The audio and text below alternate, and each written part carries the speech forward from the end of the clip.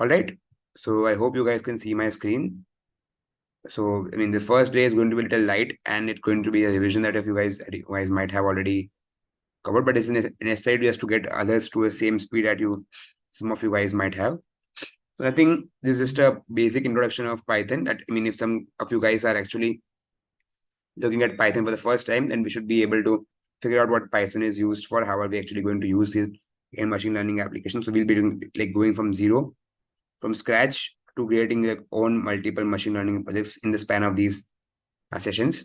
So just to give you some trivia, which is how was Python created? What was it used for? So this is a slide that is going to serve that purpose.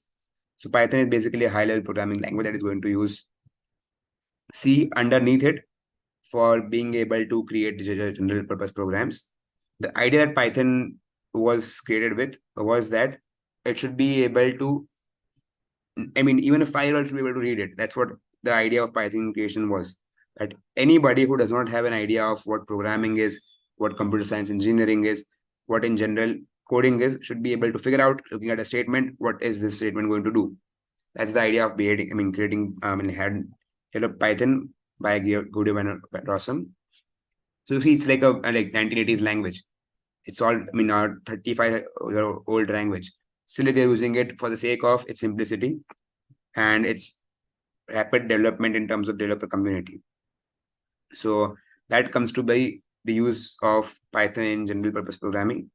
Then what do I mean by general purpose programming? The idea is that right from creating a simple app like a to-do list or like a Hello World app, from there up until using these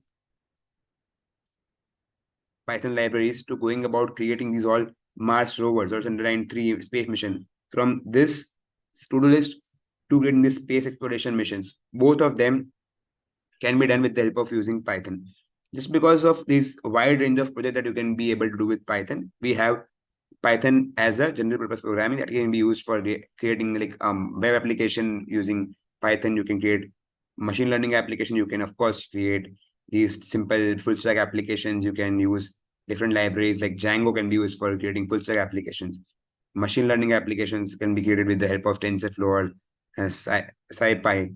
Then you can use this beautiful dashboard visualization that you see or beautiful report that you see with the help of like Tableau or integration of Python with Power BI or those applications. The idea of using Python for each and every programming use case or requirement is what makes Python a general purpose programming language. Then what does it mean when I say Python is an interpreted language? So the idea is that generally what happens is your any other programming language like C or let's say C++, all of those programming language are base programming language or lower level programming language. What that means basically is that once you have your code written in C, let's say I have a simple hello world code written in C, which is going to actually just print hello world. Then once I have that print hello world program written in C, that is printf hello world and comma close semicolon. Once I have that, what it does is that the C compiler or the GCC compiler is going to take in your code as a prompt as an input. Then what it is going to do is it going to compile, the GCC compiler is going to compile your code into a C based program. And once the compilation is started, what happens is it breaks down each of your segments or each of your like printf statement into lower level language, which is basically going to be broken down into bytecode. And once it is broken into bytecode, it is then going to be processed into a stream of zeros and ones. So by default, if I were to ask you that what does a computer understand, you would say, I mean, anybody likely would say that it is used to, I mean, the computer is used to learning only in zeros and ones. What I mean, that's supposed to be what we are taught, right? But this idea also has flaws in it. The fact is that computer does not even understand zeros and ones. Computer only understands voltage differences. So computer only comes to know what is a high voltage and what is a low voltage. So this low voltage is what we refer to as a 0, and this high voltage is basically what we refer to as 1.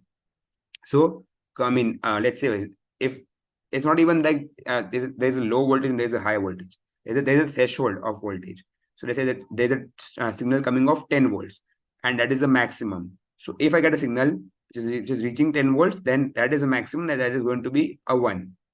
But if I get any signal which is less than 10 volt, be it 9.99 or be it 0.01, both of those voltages are going to be considered by the computer as a 0 or like a low voltage. So computer only understands this stream of 0 and 1 with the help of these different kinds of voltage differences. So, I mean, this is for your reference, I told about this voltages, but just to have an idea, okay, computer only gets two things, which is zeros and ones. So a basic C-level program of Hello World gets converted by a compiler with the different kinds of compiler settings, which is done in your CPU, and ultimately comes down to boiling your code to 0 and 1. So this is what a C language or like a C programming language does. But the whole process of compilation from your C code to, let's say, byte code with the help of compiler, and from byte code to stream of zeros and ones, this takes long amount of time. So, I mean, it also takes a lot of effort from the developer to go about learning about not only your C language. If I want to learn C language, I don't have to learn about C language. I have to learn about a lot of these peripheral concepts or not so important concepts like what is pointer, what is memory optimization, what is like what do you actually mean by memory assignments, what are these streams, what are these buses, what are these storage level restrictions, what are the CPU. I have to need to go about OS, and finally I also need to learn about computer organization architecture. So all of this has a heavy like headache for any developer who is actually just doing a front-end logic. If I only want to change a button, I don't need to learn about all the 300 years of history of computer science. Instead, what I can do is what interpreted languages do. So languages like Python, which is an interpreted language, like JavaScript, which is again an interpreted language. What all these languages do is that it converts all of your Python level code into not directly into C, but it actually converts your Python code into lower level languages. That is first and foremost about only converting your Python code into C code. That's the whole job of Python. Okay, it only converts your Python level code into C. That's all you need to know. And so your suddenly focus shifts not only from doing all the more these peripheral or these not important things like going about learning about compilers and going about learning about OS and all of those stuff. Your focus is only limited to learning about what is Python, how is Python used, and then you can focus on much important tasks like what is machine learning, what is deep learning, and you can learn more about that in place of learning about all these different kinds of OS and different compiler-based models and all of those things. So that's what Python is beautiful for, that it has interpretation of being an easy language, and that's all you have to focus on, nothing else. That's what we are going to learn about in Python. So Python has a lot of these high level data structures that we are going to learn about. So you can use Python for not only storing these small level like a list, tuples, and dictionary, but you can take it higher and store kinds of these complex data structures. Like, let's say you want to store heaps, you can do it in Python. You want to store data bases, you can store it in Python. You want to store data frames, you can do it in Python. Up until you want to even store vector database, which is like basically used for these chat GPT level applications or GPT-4 level applications. All of those also you can be doing in Python only with the help of using plain vanilla libraries. You'll be seeing that also. So the point that I'm trying to convey is that Python has a lot of these features that are going to be unparalleled in any of our languages. It's about just some of the features of that. So it's like an easy to use language. I'll not be going to much details, so we can be able to give just in the interest of time. So we'll be going through like a lot of these features that are going to be there.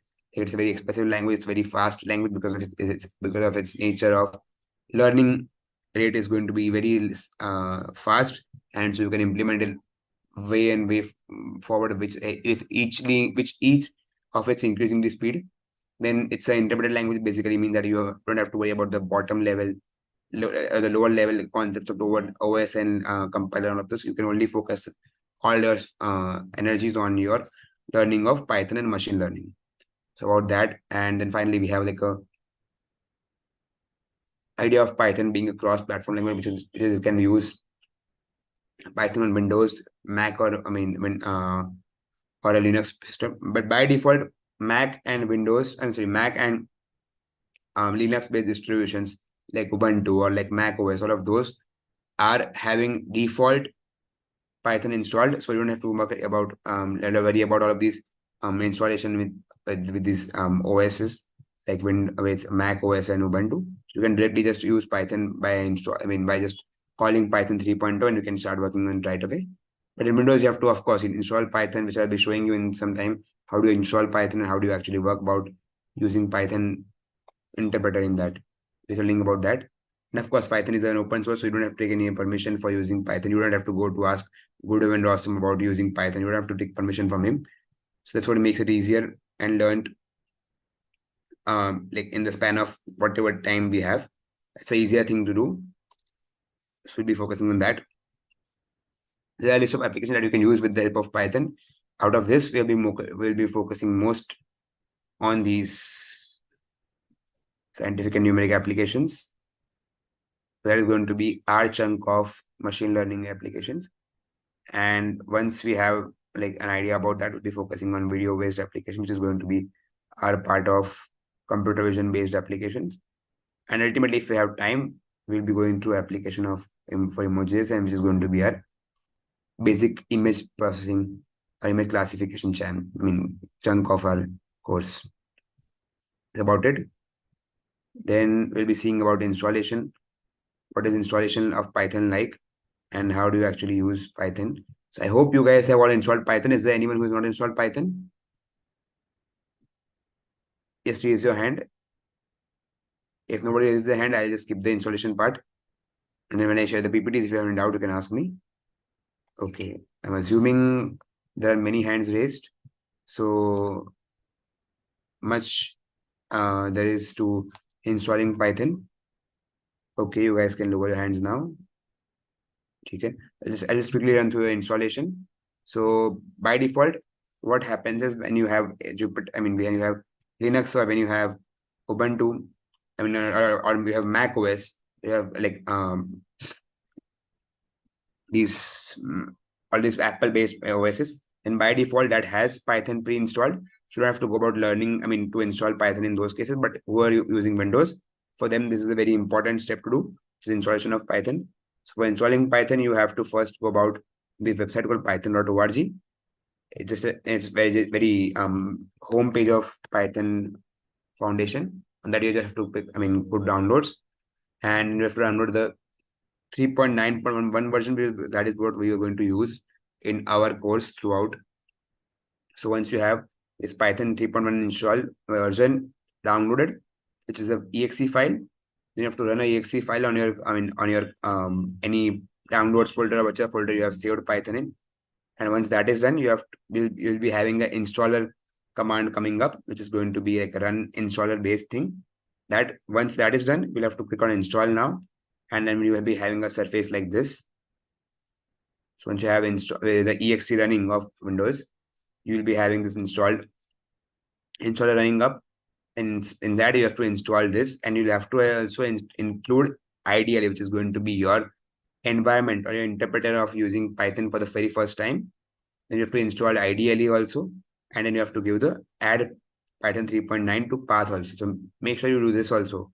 Add Python 3.9 to path. If you don't, you'll be having a lot of these troubles when you are actually going to use Python for your projects. So this is a very important step, but you have to add Python to path. You have to add Python to path. You have to click this tick box.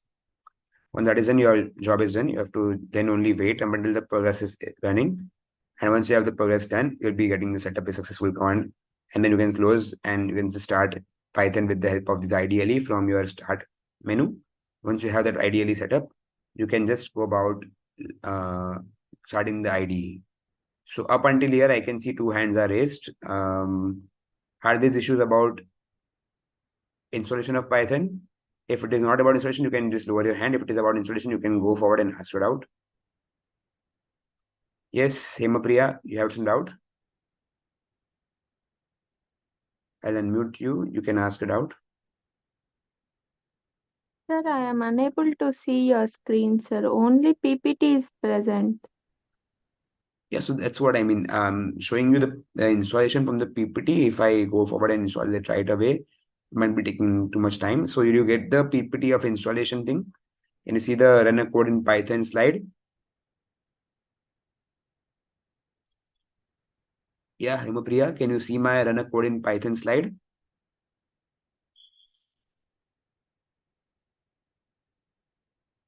hopefully this was, you are able to view the site. Again, just come back to the installation once again. So once you are in, on this python.org, which is a Python organization site, you can just go to downloads. Once you go to downloads, you just have to download the installation file. That is going to be an exe file that you can just go through once you are on the site. So let's click this slide.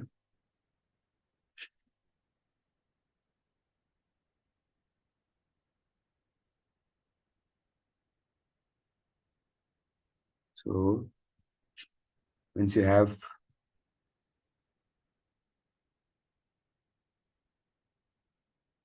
we come into this slide. Okay. And here you see it's a Python 3.21 version, which is the latest version. You'll be going to this 3.9 version and installing that. So you have to click this PEP. And from there, you only have to download this.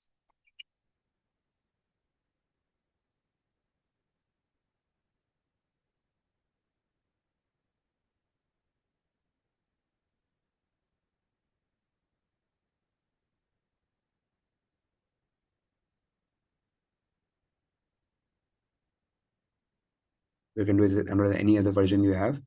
If you have downloaded that, you'll be able to view this. I just again have to.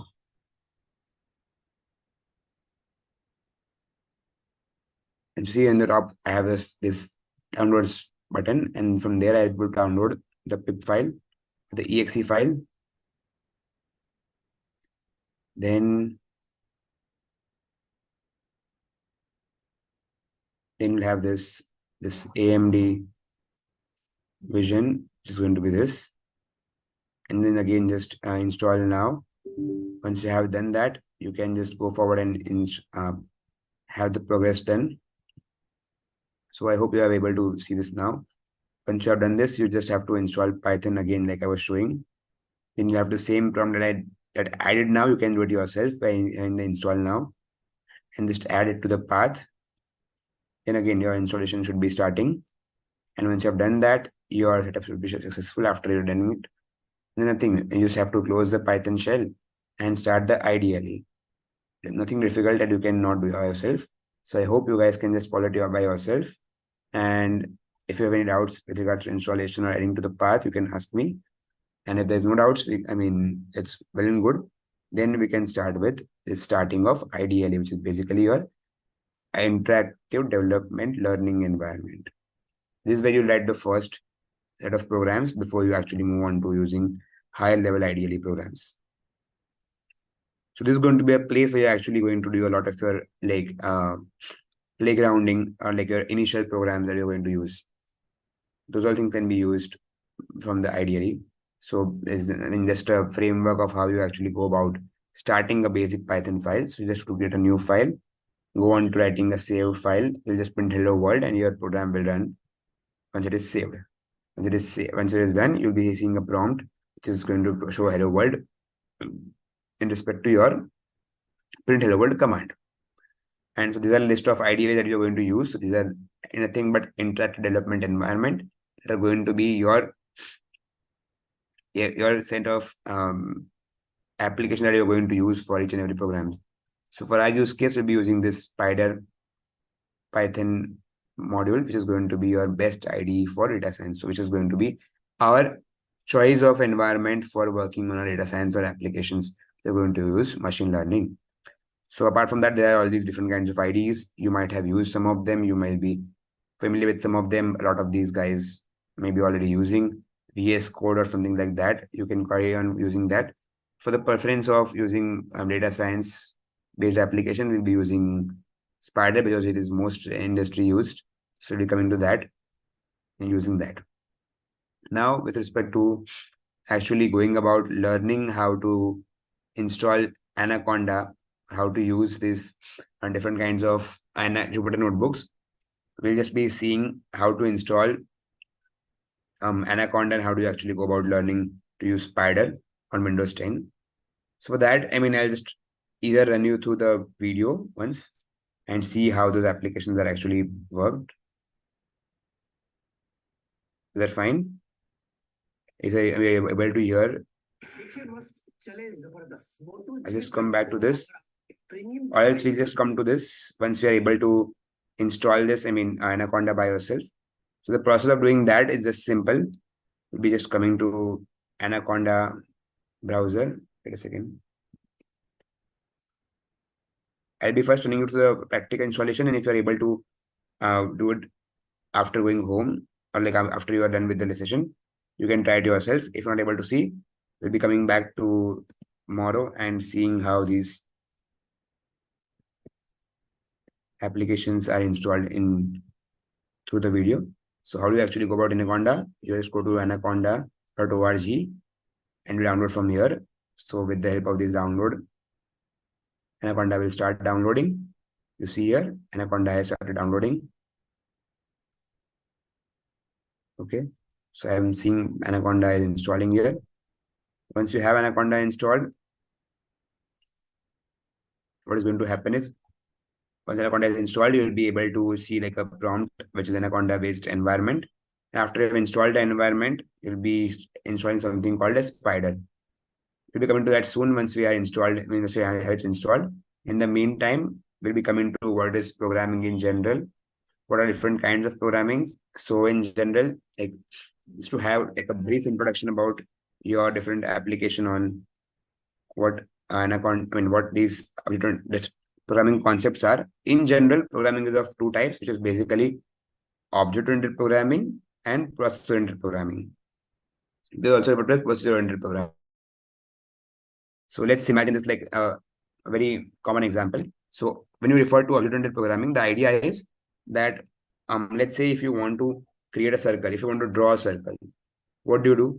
Just you use a rounder and you draw a circle with it. But let's say if you want to draw 100 circles. So for drawing 100 circles, you cannot just go about, using rounder each and every time. What you can do essentially is that you'll just, if they are of identical size, then you'll just draw the circle once. And then based on that circle, you just pick up that circle blueprint and paste it again and draw it as an outline. So what that means is that for using like for drawing one circle, you can just use a process which is you take a rounder and you put at around the circle. But for using like this thing at scale, when you want to use this for like industrial level application, you cannot just use rounder each and every time and take it there.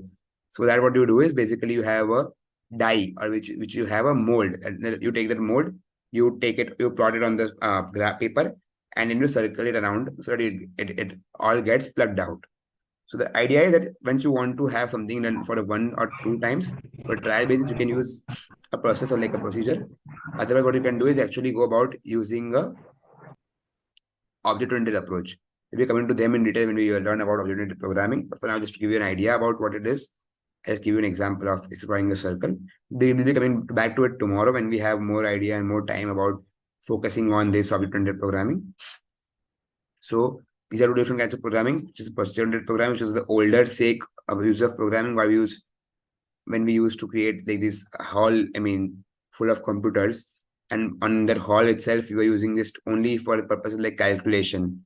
We'll be coming to that also. But for the now, the languages like C and all languages before C, which is using assembly, using Fortran, using Prolog, all of those languages for which we're using like on very olden computers were all basically used for procedure-oriented programming. But nowadays, which languages which are using today's like Python, JavaScript, Ruby, all of those languages are basically optimized for object-oriented programming. So Java is a perfectly object-oriented programming in that you cannot use procedure, you cannot have functions without actually defining classes and actually using these objects for those classes. So Java is a perfectly object-oriented programming, whereas Python can support both object-oriented programming as well as procedure-oriented programming. So that is a very flexible nature of Python for allowing simpler projects using procedure-oriented programming and more complex and industry projects with the help of object-oriented programming. That's what we'll be seeing and the difference. We'll be coming back to this again tomorrow when we come into more detail about object-oriented programming. Today we'll be focusing more on the syntax and semantics. Up until if you have any doubts, you can ask me now. I see someone raising their hand, so I'll just ask them to unmute.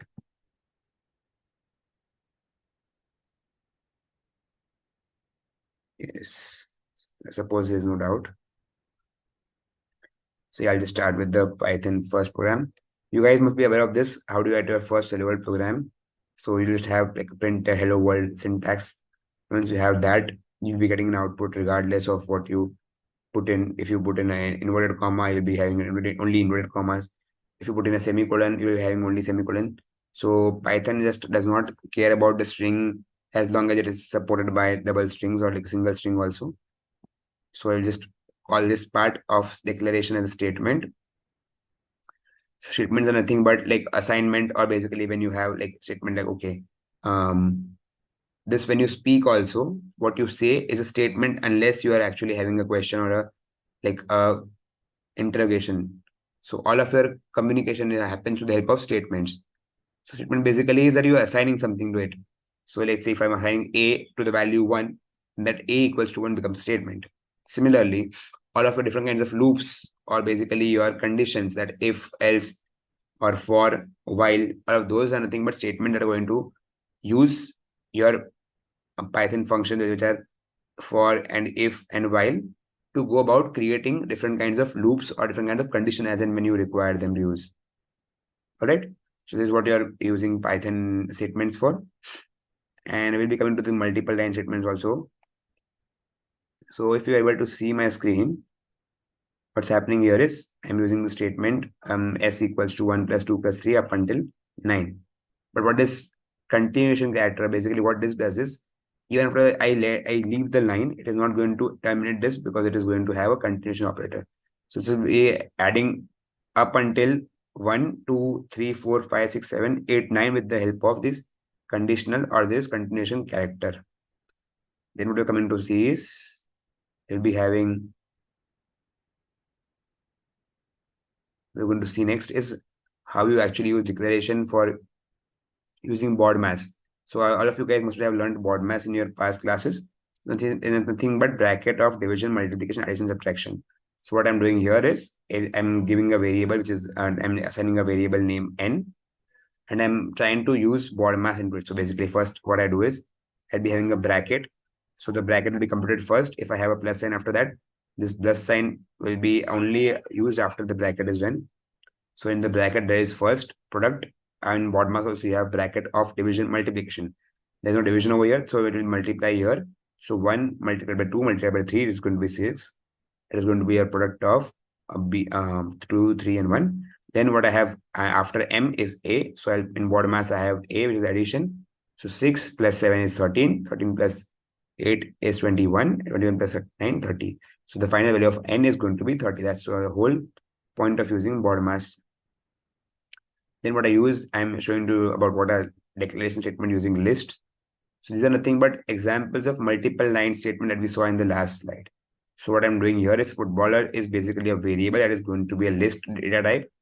And that list is going to store your 3 popular footballers that are going to be Messi, Neymar, and Suarez. All of these separated by the help of your list termination or commas. Listening to them in detail, but just for understanding what are multiple line statements, I'm showing you these examples. And this is what basically we call to as referred to as a curly based list, or basically what you can see in the next cases which we'll be seeing is this is going to be a set. Excuse me. Yeah. And after that set, we'll be having to use semicolons. So this is like in different languages to see. In C and C++, this is a mistake because you can't use multiple semicolons in the same statement. In the case of Python, the semicolons are used for assigning the same multiple variables in the same line. So this in Python is done by the help of using multiple semicolons in the same line. This is about using multiple statements. Now we'll come to what is indentation. So if any of you guys have worked in other languages, you must have seen like in JavaScript or in even Java, there is a lot of these multiple braces, or there are a lot of these brackets that you have to do. So if you're, let's say, creating a function in JavaScript, in that function of JavaScript, you have to first open a bracket when you're starting the function and then close the bracket when you're closing the function. So that makes it very difficult to read because let's say you have a function opening up here. let's say I'm calling a function void. It is not giving any output. It is having a function called main. The main function I'm only writing in for simplicity. So this function is basically going to add a plus b.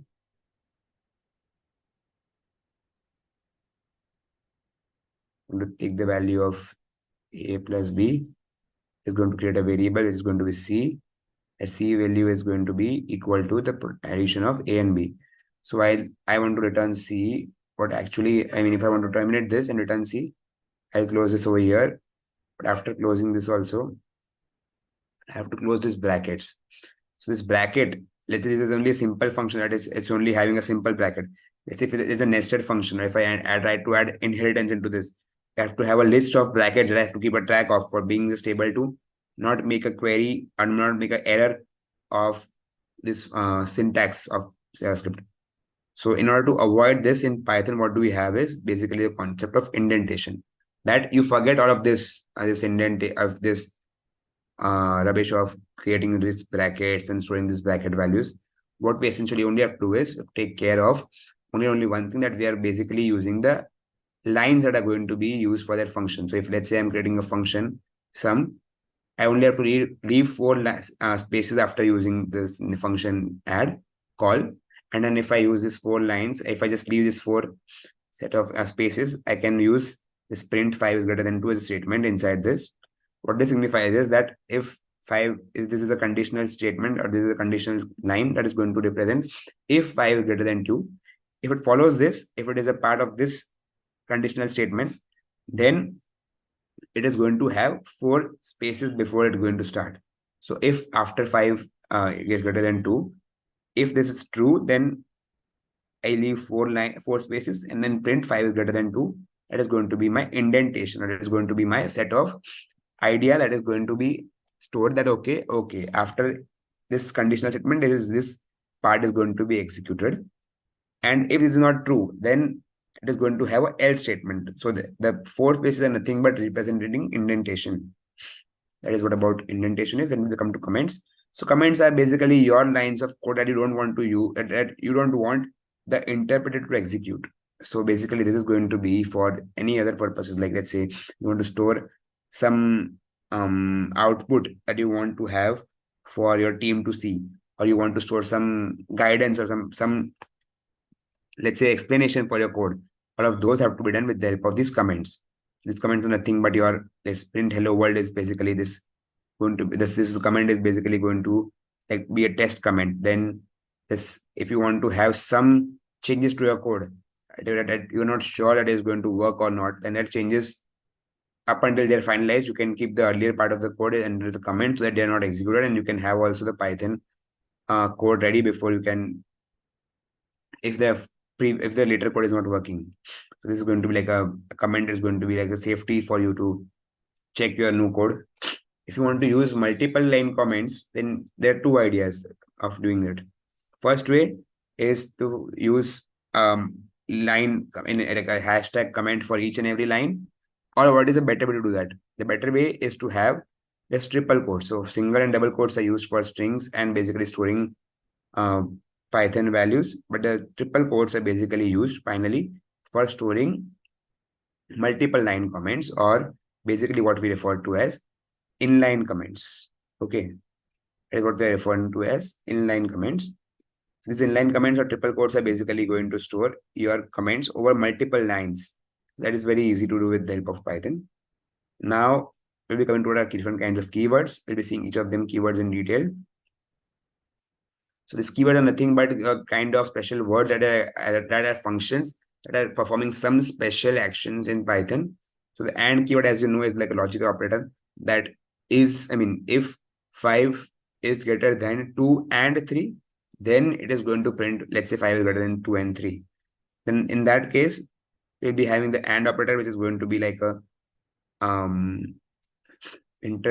like a AND operator like we have in logic gates, same way. And similarly, the OR operator is going to be like a union, is going to be intersection operator. All right. Then you have the as operator, which we'll be seeing in the future time when we use this exceptional handling. Similarly, the assert is also used in exceptional handling. Then break we'll be seeing when we learn about control flow statements up until, in the next class. Then we'll be seeing what are classes, when we'll come to what is object-oriented programming. The continue part of it again we'll be seeing when we are learning about loops. Then all of these functions, like definition, when you are creating function, def function is basically used for creating functions.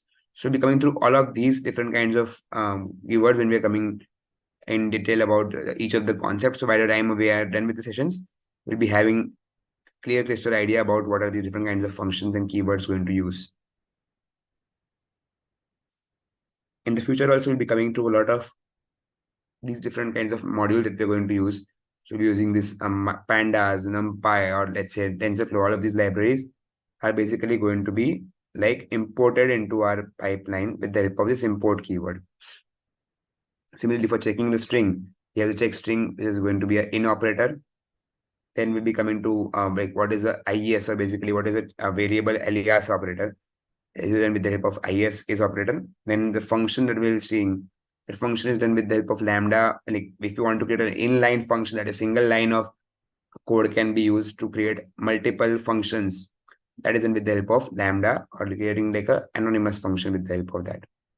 Then it will be coming to what is none, what is different kinds of like zero or null based operations. Will be coming to that. Then what are these different kinds of another logic operator apart from AND. So AND has one operator, OR is another operator, is going to be either or. It is also going to be a negative or a NOR operator, which is going to be like a not based keyword. That is going to be a logical operator as well. We'll be coming to that as well. Then what is a pass keyword? How do you actually run or bypass some statement in the execution flow? That is what we'll be seeing. Again, raise part will again come towards with try, accept, and raise, and finally, that will be coming in the exception handling part again. Then we'll be seeing the different kinds of loops with the help of while and all. We'll be coming to that as well. So before that, we'll be seeing what are identifiers. So identifier are just like keywords, special keywords, but they are having some specific value, that is class. When you use a class keyword, and that class keyword becomes a identifier that, okay, what I'm going to do after this is going to be creating a class. And similarly, if I'm going to talk about create a function, that function is going to be preceded by a keyword called def. That def keyword is being basically referred to as an identifier for creating function. This is what identifier means. It's not something very like that where we have to pay attention to. But what it does, it basically is that in Python, identifiers are differently named for different variables. So if since Python is a case sensitive language, so a variable named manpower, which is having M capital, and a variable named manpower, which is having a small m, both of those are very different in terms of their variable storage and in terms of their variable implementation also. When you print manpower with a capital M, if it is not variable, is not already defined, it is going to throw an error that, okay, this is an invalid syntax because variable reference before it is defined. But simply, if you have a manpower variable with a small m defined, it will not be running into an error. That's the whole point of using case sensitivity in Python. Then we'll come to data types, which is basically very simple from data types, which is called variables. So variables are nothing but empty objects. Let's say if I want to store water, I'll be using an object called bottle. So the whole point of using a bottle is to store water. Similarly, if I want to store somebody's name, let's say if I want to store my name as Rudra, then I can store this name. If I want to display it on my Zoom card, I can display it only and only if I have it stored somewhere, right? So that storage purpose is done with the help of variable. So the variables are nothing but storage blocks that are going to store something. So those variables can be storing either a string, which is basically your name, or your age, which is basically your number, or integer, which is basically your age. Okay. Or it can be storing your information that, okay, let's say my name is Rudra. My first name is Rudra, but what is my last name? If I want to store both of these separately, like Rudra and Joshi separately, then I can use this variable called list to store that. Similarly, if I want to store my address that Rudra, and this address is, let's say, Signature Dwarka 1, Hyderabad, Telangana. That address becomes a part of my value. Okay, so my name, which is a key, Rudra is a key, and the value that is referencing is the address, that is basically Signature Dwarka 1, Hyderabad, Telangana. That becomes my value, and this is stored with the help of a variable called dictionary. We'll be coming to that as well. But for now, just the fact that we can use this variables to store integer, strings, list, dictionary, and if you want to have like an immutable kind of storage that we cannot even permanently delete anytime, or you cannot even change, that is basically referred to using tuples. Now, when we saw statements, where basically a equals to 1, b equals to 2, those assignment operators are basically what is mentioned with the help of these statements. So this x is equal to 4 is where I'm assigning the value 4 to the variable x, which is a integer. The next I'm assigning the value of Ram to the variable x, again, which is a string. And I print in the variable is going to print out the respective values with this data types. Then we'll come into how you actually use multiple assignment. So by default, Python has a single assignment. So basically a is equal to 1 if you type. It's only the value of a, which is equal to 1. Then if you want to store the value of 2, then you have to create another variable. But if I have this, all the three variables, a, b, and c, so in the same value 100, I can then store them in the same line with the help of this multiple assignment, which is the help of multiple equal to's. So a equal to b equal to c is going to store the value of both. All the three variables will be having to store the value of 100 itself. Then next, if I want to store the whole thing into different variables altogether, so what I'm doing is a equal to b equal to c is all storing the value of 1, 2, and ram. It basically is going to be helpful to create multiple variables in the same line, but I don't want my code to elaborate as much as possible. This is going to be an idea of how do you actually go about creating multiple assignments. This is how you print out types. Then this is a single, Python by definition is a simple programming language, so it does not have any definition, it doesn't have any difficulties when you call it via a variable with the help of single quotes or double quotes, as long as the value of the variable is same. It's about the basic sensitivity of Python. Then output, which is basically print function or def, or like a display function, all of those are basically referred to as the output function that is going to store your values and display it for your response. Up until here, if you have any doubts, you can ask me now. I see someone raise their hand. In case there is no doubt, we can just move forward to the data types. Is there any doubt?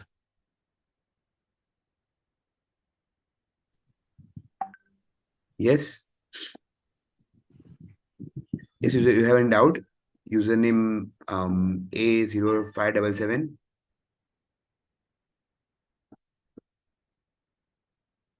Okay, I'm assuming there's no doubt. So let's move on with what are data types in Python in general. So there are frequently, like there are essentially 5 data types in Python, which is numbers, strings, list, tuples, and dictionaries. Now, based on these numbers and all of these data types have sub data types basically in them, which are going to be like the subdivisions of those data types. So in the case of numbers, we'll be storing numbers with the help of either integer, or it can be their long numbers, it can be float or complex numbers. So integers are basically going to be your simpler values from 0 to plus infinity and minus 0 to minus infinity. Those values are going to be stored with the help of integer.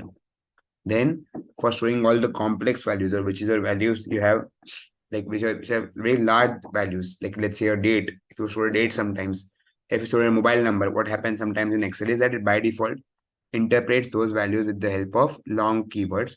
Basically, by default, your date or your mobile number gets stored into a format which is going to be like a 59 or something, like having, and ultimately like some long integer as the input that are stored with the help of long data type.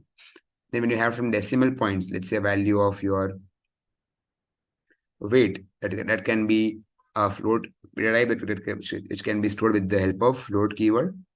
And finally, if you're storing some complex value like value of pi or the value of, let's say, vector data, all of those can be stored with the help of complex data type. So then we'll be coming to, after integers will be coming to strings, which is basically your text. String can be stored with the help of string data types, which is what we saw here. So when you store the string str is equal to hello world, it's basically that you're storing your text, which is referred to as hello, comma, or space world. You store this. When you print this, you basically have the whole output coming out hello world. If you print with the help of index, which is basically your 0 is basically nothing but an index out here. And that index is basically going to only print the part that is going to be selected out here in the index. So this indexing happens to only print out the H part, which is the first part. The indexing starts from the 0 part and it goes all the way to the last digit, which is the 11 out here. So this is 0, 1, 2 up until this 11, which is going to be last index. Now this is a positive indexing from the right to left, from the left to right. But if you want to move from the left to right, then if you want to see this exclamation mark, then it is by default has the positive index of 11. When you move towards left from the right side, this index is basically of exclamation mark starts from -1. So the last index is basically -1, and the first index that comes up until here is going to be -12. So the negative indexing starts from right to left, and the positive indexing starts from left to right. This is basically about indexing. Now, if you think about concatenation, after you have the string printed, if you want to add, let's say, a value to it, let's say if test is what you want to add after your hello world, then you just increment that with the help of the plus sign, and you pass in the type, which is going to print the test is a string. Since the type is matching the string str and the test string are both strings, that means that they can be added together with the help of concatenation, and that just prints the hello world test as an output. Then what we're doing is we're having the string length. The string length is basically the length function that is going to print out the length of the whole string and predicting, what are the total number of digits that you have in this string. Based on that, you will be having an output of 12 out here, because the hello space comma world is going to have 12 characters in it. So it will be going to store 12 bytes of data in the variable A. And so the length of variable A is going to be 12. Now, what you had seen in the keywords is basically your N. There was a keyword. This in keyword is basically a check string keyword. So this keyword is going to check if your value of string that you're passing in the double quotes, is it present in the text string or not. So in the txt string, what we have here is that the best things in life are freedom. So if you want to check that basically if your freedom keyword, is it present or not in the whole txt string, then that can be done with the help of your txt. If you want to find, then you will be using freedom. In is basically your integration or your check string operator. Is it present in the freedom text or not? If yes, it will print 1, that is true. If no, it will be printing false. So this is a Boolean operator. Basically, it is going to print out either a 0 or a 1, nothing between the and in between. So there is not subjective operation. It is all going to be objective, or basically going to be having the storage of only and only true and false. Similarly, if not, basically is going to show you the value of what negative operator is. So if I want to ask you, someone just raise your hand to answer this. So by default, if we saw in the previous example, in is basically checks in, it checks basically if freedom is present or not. If it is present, it will be taking a true. Similarly, just I'm asking you a question and I want answer. If you want to answer, just raise your hand. Just people who think that the output of this is going to be, yes, hands down. People who all think that the answer to this print statement is going to be false, please raise your hand. That check if expensive is not present in the following text, raise your hand. Whoever believes that this answer of txt, the best thing in life of freedom, and print expensive not in text is going to have a response of false, just raise your hand. Yes, Manoj already thinks it's false. So yeah, Manoj, just help me understand, why do you think it's going to be a false response? Yeah, Manoj.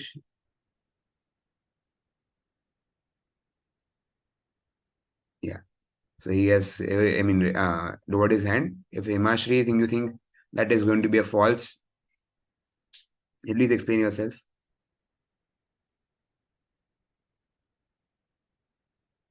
So this basically, So because it is not there in the text form, yeah. it is there So, in the text, it can be true. okay. So you're saying the text string is basically having the key and the string that is best things in life are freedom. Now, since expensive is not in the is not present in the whole string, hence it should be giving an output that is false. But since we're not using in this, we're using not in. That is basically you're having double negative. That is expensive there or not? It is not there, right? If I were to see that if expensive is there in text, that will be having a false response. Agreed. But since it is having not, so expensive, not. Expensive is not there, right? But if it is having a not in, that is basically a double negation. Hence, it will be having true because it's already not there in the string, right? If in place of this, if I had freedom, let's say if freedom is not in text, then would have been what would have been the answer? Yes, if I had freedom not in text instead of this thing, what would have been the answer?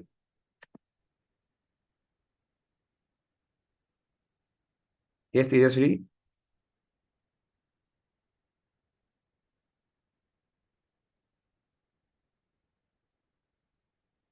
Please unmute yourself.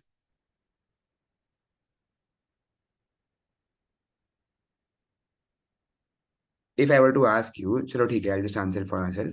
If I were to ask you if freedom is there or not there in the string, if it is there, I would have gotten true. But if it would not have been there, it would have gotten false. Now, similarly, since expensive is already not there in the string, hence expensive in text would have given me a false. But since expensive not in text is there, hence I would getting a true response for this. Understood? In case there is someone who is not clear with this, you can just raise your hand after the lecture and I'll clear this out for you. But I hope everybody got the catch in this and got an idea of what is this string check is.